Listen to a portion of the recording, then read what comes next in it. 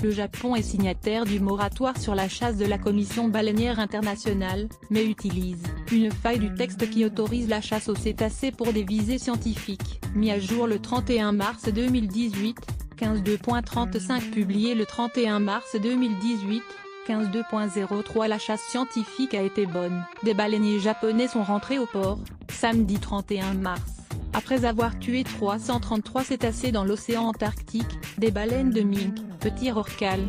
Une flotte de 5 navires avait entamé sa campagne en novembre dans le cadre de la très controversée chasse à la baleine dite scientifique menée par le Japon. 3 baleiniers, y compris le principal navire de la flotte, le Nisshin Maru, sont arrivés au port de Shimonoseki sans avoir été confrontés à la moindre manifestation de protestation par des organisations opposées à cette chasse. Le Japon est signataire du moratoire sur la chasse de la Commission baleinière internationale, mais utilise une faille du texte qui autorise la chasse aux cétacés pour des visées scientifiques. La Cour internationale de justice avait sommé le Japon en 2014 de mettre fin à ses campagnes de chasse régulières dans les eaux de l'Antarctique, soulignant qu'elles ne correspondaient pas aux critères scientifiques requis.